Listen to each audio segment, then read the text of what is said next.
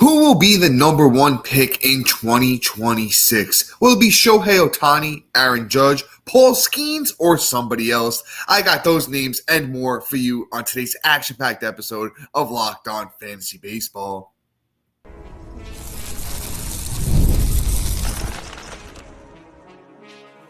You are Locked On Fantasy Baseball, your daily fantasy baseball podcast. Part of the Locked On Podcast Network, your team every day. Hello, fantasy baseball fanatics, and welcome to the Locked On Fantasy Baseball podcast, brought to you by the Locked On Podcast Network, your team every day. As always, we're your number one source of fantasy baseball knowledge, and thank you for making us your first listen each and every day. I'm your host, Dominick Martino, riding solo today, as you can see if you're watching on YouTube. And if you are watching on YouTube and you haven't already, hit that little bell below. It's going to subscribe you to the channel and give you a notification every time we drop a new episode. Or if you're listening on the audio side of things, once again, make sure you subscribe. And if you're listening on a platform like Apple or Spotify that allows 5-star ratings and reviews, we would truly appreciate it if you do that for us as well. And lastly, and what's most important to you guys and Matt and I, give us a chance on the Insiders track list. And this time of year, we're just going tough through the fantasy baseball playoffs, and joining us on the Insiders track where we offer so much more than we do in these 30-minute episodes is going to be that little thing that's going to help you win your league. So, make sure you join us on the Insiders track. The link's in the bio if you're listening, watching, and it's available on any of our social media platforms. And guys, one more thing. Today's episode is brought to you by FanDuel. Right now, new customers can bet just $5, and if your bet wins, you'll get $300 in bonus bets to use across the app. Download the FanDuel app today. And all right, guys, let's get into it. Got a fun episode for you today. If you've been paying attention, I've kind of been doing a lot of 2026 talk. Listen, I do fantasy baseball year round. So irregardless of what time of year it is, I'm always thinking fantasy baseball. And I know as the playoffs are starting to wind down, some of us have been eliminated already. Some of us are in the midst of it. Some of us are just doing fantasy football at the moment, and that might be cool. But listen, I got some 2026 fantasy baseball talk. We're going to try and break down what the first round is going to look like. Listen, if you don't know, Matt and I specialize in head-to-head categories, leagues, roto, that type of ordeal. Not so much in points and, those other kind of leagues. So I'm going to focus mainly on what we do, which is that head-to-head categories, or roto, those two formats is what we specialize in. So let's get into it, guys. We're going to start with who I would take with the number one overall pick in 2026. And I want to say it's fairly obvious.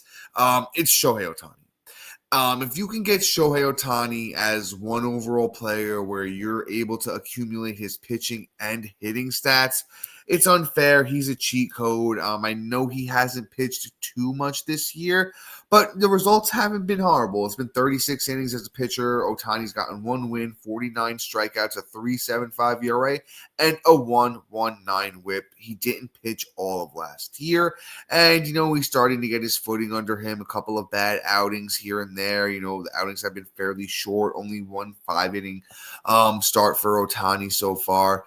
But, I think next year, the plan is still to let Ohtani throw.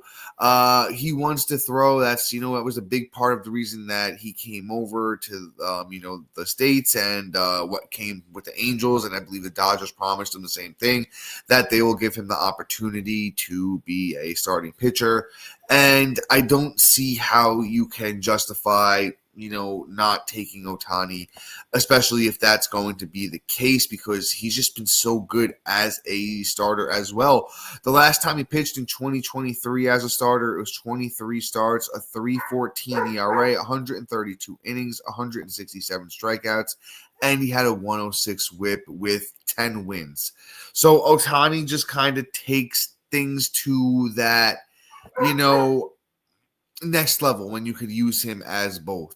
If it's just Ohtani, the hitter, I still think there's a great case that he could be taken, number one overall.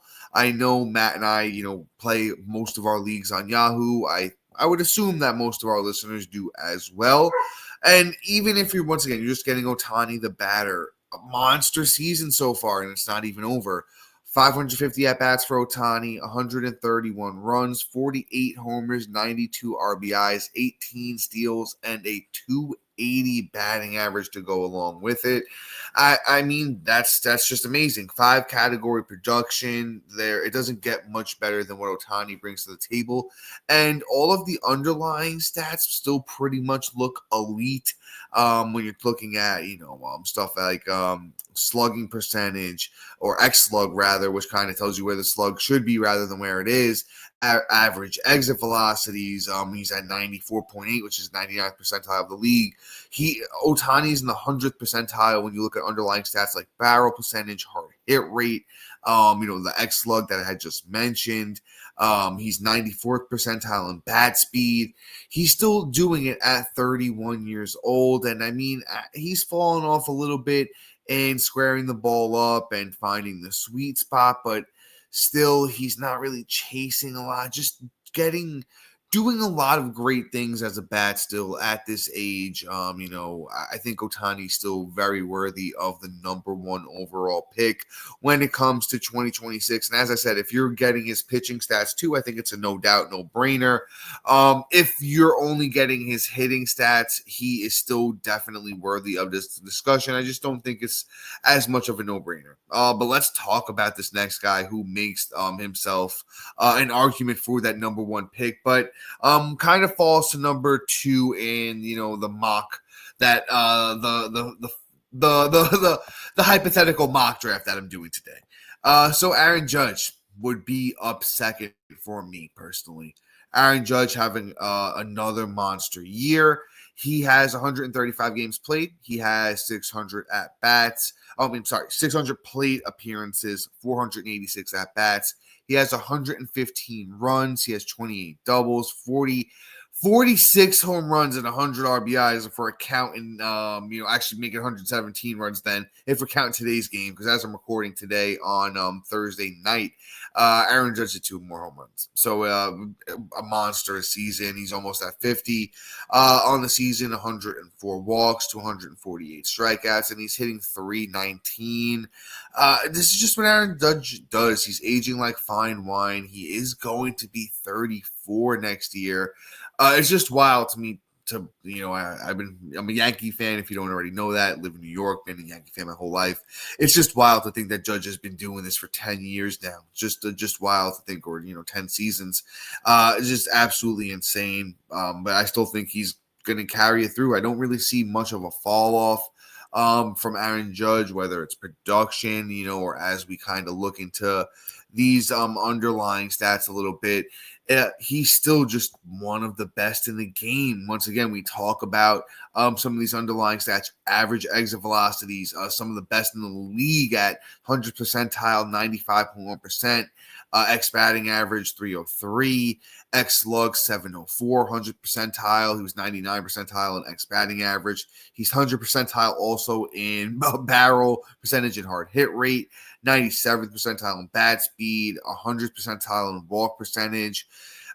Still in the 37th percentile of sprint speed for someone his size. His weight, still can move a little bit, under average. But hey, still listen, for 6'7" at 33 years old, 282, 11 steals on the year for Aaron Judge. Listen, you gotta love it. You gotta love it. So with the production and what he could do in this Yankees lineup, it's 100 and 100 upside as he's done the last 2 seasons, 50 home runs, 300 batting average, and he's stolen 10 bags, over 11 bags this year. So 10 plus bags the last 2 seasons. You gotta love it. I think Aaron Judge is just a no doubter at the top 2. I don't think that's even up for debate. But let's do 3. Let's move into 3. I think 3 is where I think there's going to be a lot of debate next year on who goes third. I think it's the guy who's finishing up the year pretty darn hot. Juan Soto, man. Juan Soto has been getting it done. I know the batting average is down at 264, but let's do the rest of the numbers, right? 144 games for Soto, 515 at bats, 111 runs, 18 doubles, a triple, 39 homers, 95 RBIs, 31 steals from Soto, which is a career high by doubling his previous career high, which was 12, which he had done twice. 118 walks, 125 strikeouts. So strikeouts are up a little bit, But man, Juan Soto just having a monster finish to the season. Started off the year struggling, and like I said, just starting to pick it up here. And I think Soto's starting to find his footing here with the Mets, and Soto is still only 26 years old, age 27, season up next year. And I don't see any reason for him not to build off of this, great finish to the year that he's having. I kind of want to do some splits for you here. Having a really good had a really good August where he had 10 home runs, had 22 RBIs, 11 steals, 27 walks to 26 strikeouts, and he hit 277. So far here in September, it's been 9 games for Soto. He's been great, hitting 400 with 4 home runs, 11 RBIs, and 5 steals. And Soto had a really bad first 2 months, especially May, where he had 219. I mean, he did have 6 homers, which wasn't bad, but still struggled. Had a really bad month. Hit 322 in June, but then hit 210 in July. So I like to see Soto having a really good August and a really good September so far. Even with the 2 down months, the rest of the counting stats look really good. And like I said, I think this is the point. I think there's going to be a lot of debate in the first round next year of what happens after, Ohtani Judge. Because I think it's going to be Ohtani Judge is going to be, I think, pretty much consensus. And then after that, it's like, okay, well, there's a lot of options, a lot of things we can do. And we'll discuss those options. I'll tease a few names. Do we do Bobby Witt there? Do we do Jose Ramirez, Elly De La Cruz? Do you go starting pitcher? But I have those names and more coming up next. And all right, guys, I want to talk to you about my friends over at Nutrafol. You've probably seen a million ads for hair growth products and thought, sure, like that actually works. There's so many products out there, and it's hard to know which ones are actually going to do anything. That's why you should give Nutrafol a closer look. Nutrafol is the #1 dermatologist-recommended hair growth supplement brand, trusted by over 1.5 million people. And it's not just the hype. This is the supplement clinically tested that targets the root causes of thinning and shedding with a proactive approach. Whether you are at work, out with your friends, or even just getting ready in the morning, Nutrafol gives you more confidence in your daily routine. See thicker, stronger hair with less shedding in 3 to 6 months with Nutrafol.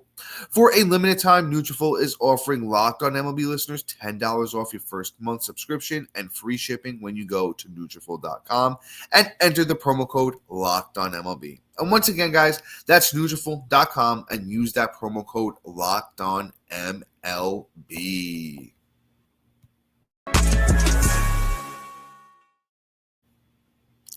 And all right, guys, I got another thing, important request, super important request for you guys here. Locked On wants to hear from you. We've put together a survey to learn more about our listeners, make your favorite podcast even better, right? This is your chance to tell us what you like, what you don't, and answer questions about our advertising. Go to lockedonpodcast.com/survey to get started. Everyone who completes a survey will be entered for a chance to win one of our 100 Amazon gift cards. Again, that's lockedonpodcast.com/survey. You can also find the link in the show notes. Thanks for helping us out.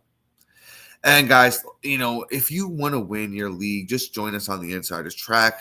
So much that we can more than offer in these 30-minute episodes, including when we do our waiver wire episodes. We're going to rank those guys for you, tell you how to prioritize them when you're picking them up, and just ask us anything on there. It's a fun time of year in the offseason. We have so much more fun stuff like giveaways and fun things like that. So join us on the Insider's Track. Link is in the bio wherever you're listening, watching, and it's available on any of our social media platforms. And all right, guys, I did tease it. There's a lot of ways this can go with pick number, anything after 2. So we did Soto 2. I'm going to talk about number 3, number 4, arguably could be number 3. It's Bobby Witt Jr. of those Kansas City Royals. And he's having another really good year, but just not as good as last year, right? So Bobby Witt, 141 games played this year, 553 at-bats, 91 runs, 41 doubles, 5 triples, 21 homers, 77 RBIs, 35 steals with 47 walks to 115 strikeouts, and a 295 batting average. So Bobby takes a big step back in batting average, but hitting 330 is just a monstrous number. We'll take the 295. The walks are down a little bit. Strikeouts are up a little bit, but it's nothing too concerning. The steals are actually up. He has 4 more steals this year, Bobby Witt does, than he did last year, and he's played 20 less games. But big down in the RBI total. He's down almost 40 RBIs. He's down 40 RBIs just about. He's also down 11 home runs. He's down 30 plus RBI. 30 plus runs. So when in 3 of the 5 major categories, he's down a pretty significant amount, and he's down a little bit in the batting average. We love to see that the steals are up, but you can see the knocks on him. We're still talking about, one of the top 5 players in all of baseball when it comes to fantasy, but just kind of discussing the reasons he's moving down just a smidgen. I'm still high on Bobby Witt, and I think there's a chance that Bobby Witt could finish the 2026 season as number 1 player in all of baseball. But just with the little, downticks in certain areas, just the only reason we're going to bump him down a smidgen here behind guys like Judge and Ohtani. Honestly, I'm not mad if you're taking Bobby Witt at 3. If I'm on the spot in 3 when 2026 drafts rolling around, I might be taking Bobby Witt too. And I'm not going to be mad at that because just this kid's 25 years old and has a really, really high ceiling. And I still think he's arguably one of the best players in all of baseball. So no need to doubt anything that Bobby Witt does. I just don't know if we see that. I think he's going to be, I still think he can be a 30 home run guy. I'm going to be honest with you, because when we look at the underlying stuff, he barrels the ball up still fairly well at 12.4% of the time. The hard hit rate is at 48.8% of the time. The bat speed still pretty good, 82nd percentile, but 74.4. Just not crazy with the sweet spot or squaring it up. It could be a little bit better at those 2 things, but the exit velocities are also really good. He's 96th percentile in average exit velocity. So that's why I said I could see Bobby Witt getting back to 30 home runs next year. Could see him getting back to, 100 runs, 100 RBIs. The underlying stuff with batting average looks really good too. Could still be close to a 300 hitter as well. So be confident with Bobby Witt in 2026. Let's move on to this next guy. Let's move into who potentially would be pick number 5, Jose Ramirez. Still having another guy still having a really good year, but just a little bit down from what they did last year. But once again, Jose Ramirez is just still, one of the most reliable guys in fantasy baseball because he's been doing it for so long. And we just know what comes when you draft a guy like this: power, speed, good counting stats. So Jose Ramirez this year as a 32-year-old, 141 games played, 530 at-bats, 91 runs, 29 doubles, 3 triples, 28 homers, 76 RBIs, 37 steals. He has 57 walks to 64 strikeouts and a 287 batting average. So I think honestly you could shake these guys up after, these next 3, I think kind of make that second tier. I want to tier Ohtani and Judge as tier 1. I want to do tier 2 as Witt, Soto, Ramirez. And I think the next group of guys will be tier 3. But just again, Jose Ramirez has been pretty much the same guy for the last you go back to 2017 and he's just been the same dude. So with that being said, no reason not to think that he can't do close to a 30-30 campaign next year like he's done this year with the 28 homers and the 37 steals. Last year Jose Ramirez went 39-41 with homers and steals, and the year before that he went 24-28. So no reason to believe he can't follow that very close to 30-30 caliber season with a 280 batting average, which is his career mark, and close to 100 and 100 when you're talking runs and RBIs. If this Cleveland's team can be a little bit better next year than they have been this year. But let's move on. Yeah, let's sneak in one more. Let's do what will be pick number 6. We're up to here. And it's tough, man. It's tough. I want to say I believe in Elly De La Cruz. I'm going to say Elly De La Cruz is going to be who I'm taking right now here. I will preface this. I'm thinking about the pitchers there. I won't spoil it with the names, but you know what I'm talking about. Potentially thinking one of those guys here. But Elly De La Cruz as a 23-year-old, as much as he took a step in the wrong direction in some categories, he took a right step in direction in other categories that I think mean more to me as I'm analyzing him, right?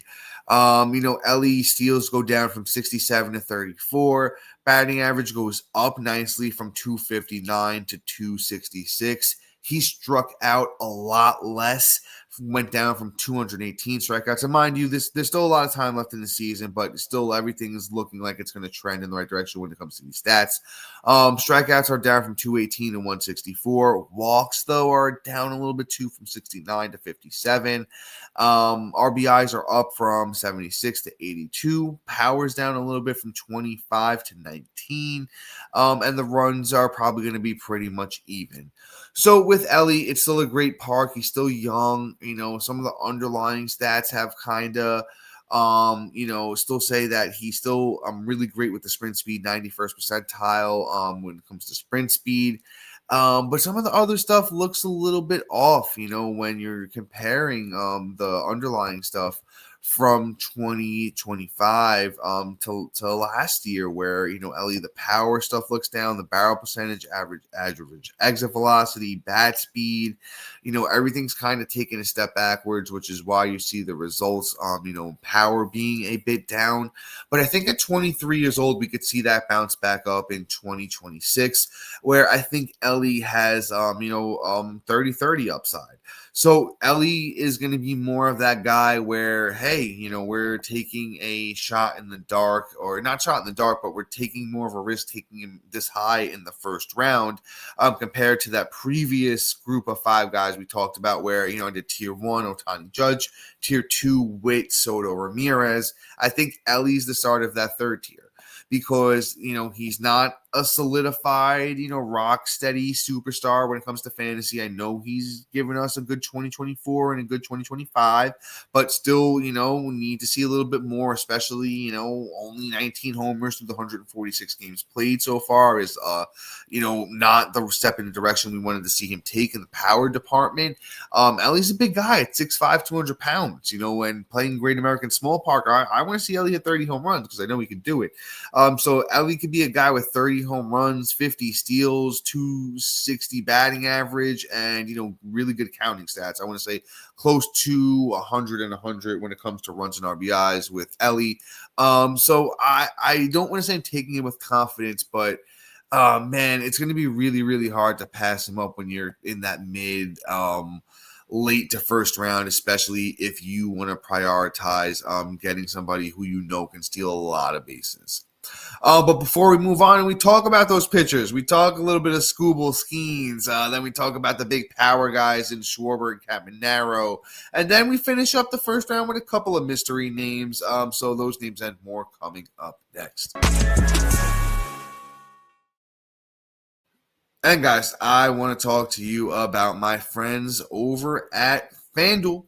And listen, the NFL season is here, and FanDuel is making sure you're ready for kickoff with a can't-miss offer. Right now, new customers can bet just $5, and if your bet wins, you'll get $300 in bonus bets to use across the app. I love using FanDuel because it fits however you like to bet, whether it's player props, building a same-game parlay, or even jumping in live as the action unfolds. It makes every game more exciting.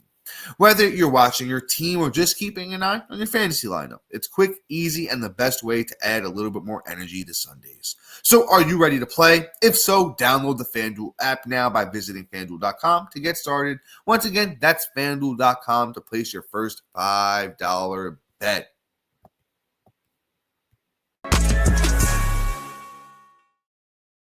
And all right, guys, let's keep things going. We're exactly halfway through the first round, and our first arm is up next. I'm going Tarik Skubal. I'll say this: I'm usually not one to invest in pitchers in the first round, but I think this year is going to be a little bit different, right? Or I think next year is going to be a little bit different. I don't think there's so many rock steady first round picks anymore. I think we're in a transition period. I want to say the next 2 to 3 years, a lot of the mainstays that we had seen at near the first round or at, literally in the first round, guys like Mookie Betts, Freddie Freeman, Judge is getting older, Ohtani's getting a little bit older. I think those names are going to fall out, and we're going to see new names in the first round.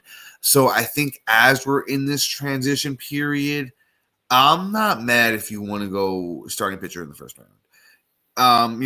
Tarik Skubal, arguably the best pitcher in baseball. 28 years old, having another career year, 28 starts, 2.10 ERA, 180 innings pitched, 222 strikeouts, and an 0.85 whip. Skubal just does everything, and he's really good at it. There's no reason to doubt him going into his age 29 season. He's still in his prime. He just does everything so good. All the underlying stuff, believes in it. He's at the top or, near the top in literally every category you could think of. Did switch up the repertoire a tiny bit, leading with the changeup this year, led with the fastball last year, but getting great results on literally everything. The changeup's being hit at a 154 batting average against. Fastball sitting at 97.5. That's up last year from 96.9. Fastball's being hit at a 190 batting average against. The only pitch that didn't get good results for Skubal this year was the sinker, which he does throw 24% of the time, just about, getting hit at a 275 batting average against, but the slider is doing really well again for Skubal this year. So like I said, no reason not to believe in Skubal. Detroit had a good season as a team. Skubal did go down from 18 wins last year to 13 wins this year. So the wins are down a tiny bit for Skubal, but that's something that's tough on a year-to-year basis to predict. I don't think it's really wins aren't a really predictive stat anyway, so I don't really believe in it. But Skubal himself, man, just a great young starting pitcher. Well, getting a little bit older, but love everything that he brings to the table. Let's move on to the guy who is next up. It's Paul Skenes, who would be pick 8 here. Skenes is going to take over for Skubal as the best starting pitcher in baseball. Honestly, Skenes probably already is the best starting pitcher in baseball, honestly. But going forward, I mean, Skenes is 23, so I think Skenes is going to have a nice, long, unsolidified, not unsolidified, uncontested reign for the best starting pitcher in baseball going forward. So once again, 1.92 ERA on the year for Skenes, 30 starts, 178 innings, 203 strikeouts, and 0.92 whip. And just all the underlying stuff, once again, like Skubal looks great for the young Paul Skenes. Has a great repertoire, which we can get into, a little bit here. But, I just think these two, it's preference at this point, whichever one you think is going to have the better season in 2026, you take in the first round. But, Skenes has that monster fastball that sits at 98 miles an hour on average, 202 batting average against. That sweeper is also monstrous. That's Skenes throws 140 batting average against. The split finger getting hit at a 272 batting average against. So, that one is hasn't been as productive for Skenes, but the changeup's been amazing for Skenes. 0.85 batting average against, and that one sits at about 89 miles an hour. Then he has that mean sinker he throws too, which sits at 98, is getting great results. So even though it's the Pittsburgh Pirates and Skenes has 10 wins in his 30 starts this year, and he's deserved so many more, honestly, could have been an easy 20-win season if Skenes had some run support. You absolutely, you just love Skenes. So as we kind of navigate the end of this episode here, I'm going to do a little bit of a speed run, right? Kyle Schwarber's up next. I think he moves himself into the first round in 2026. It's just kind of undeniable what Schwarber is at this point in his career right now. 240 batting average with monster pop, 40 plus home run upside, 100 runs, 100 RBIs. That's what Schwarber does at this point in his career. I think he's monstrous. I think you could take him at the end of the first round as a nice little power play. Junior Caminero, man. Junior Caminero moves himself into the first round for me, man. Got that Kyle Schwarber's, vibes, but is even better in the batting average department. Caminero's up to 42 home runs and 105 RBIs this year as a 21-year-old. He's hitting 263. So love everything that Caminero brings to the table. I would feel very confident in taking him as well near the end of the first round. Now, my two surprise guys that finish out this first round as 11 and 12. Let's do Garrett Crochet first. SP3, in my opinion, earned it this year. Monster strikeout total going over to Boston first year. I think he'll be even potentially better next year. And this last guy to finish out the episode is J-Rod, Julio Rodriguez.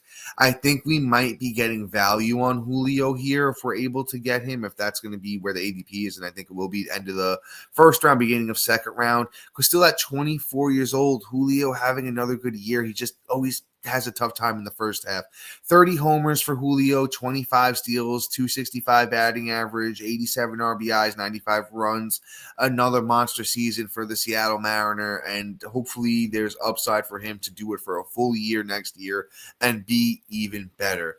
But guys, that is going to be all for today. So shout out to our everydayers and new listeners for making Locked On Fantasy Baseball your first listen today. For your second listen, check out the all-new Locked On MLB Game Night. Every game, every night, all season long. Get local analysis on a national scale. Find MLB Game Night on Locked On MLB or wherever you listen to your podcast. So guys, until next time, see ya.